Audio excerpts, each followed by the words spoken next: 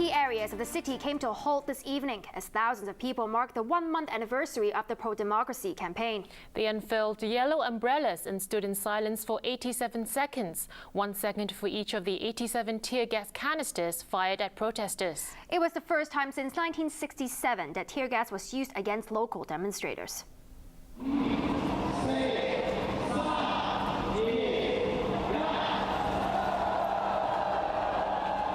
Protesters in Admiralty unfurled umbrellas before standing in silence at 5:57 p.m. to mark the exact time a month ago when police fired tear gas at pro-democracy demonstrators.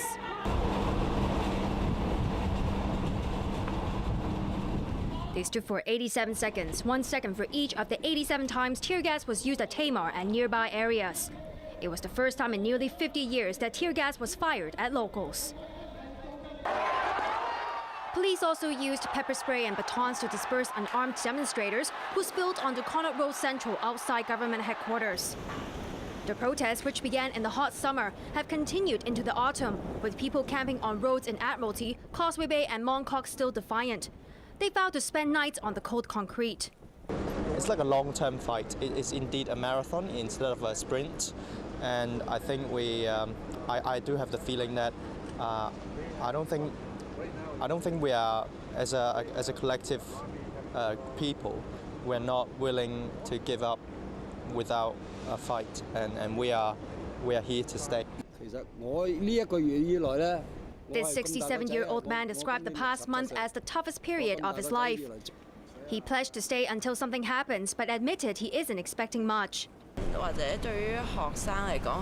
This protester said the umbrella movement has inspired people like her, who once accepted government policies blindly. 1 month ago, nobody would have expected that the students would have the stamina and also support from across the spectrum of Hong Kong society to stay there for 1 month.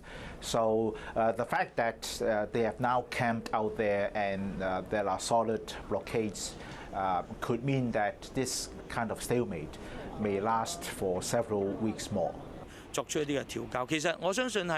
But after sleeping alongside protesters for a month, Occupy Central leader Benny Tai said it's time to return to his job as a law professor at Hong Kong University. Fellow Occupy convener Chan Kin Man, who teaches sociology at Chinese University, said he will do the same. Tai, however, stressed that he's not abandoning the pro-democracy campaign. Opponents of the Occupy sit-ins, meanwhile, continued collecting signatures to support police and clear the roads. The Alliance for Peace and Democracy says 800,000 people have signed up since Saturday. About 500 doctors took out a front-page advertisement in a Chinese-language newspaper to condemn the Occupy movement, describing it as a cancer threatening Hong Kong's core values. The Communist Party's mouthpiece, The People's Daily, went further and quoted some Hong Kong residents as saying the pro-democracy movement is dictatorial and likening it to an act of terrorism.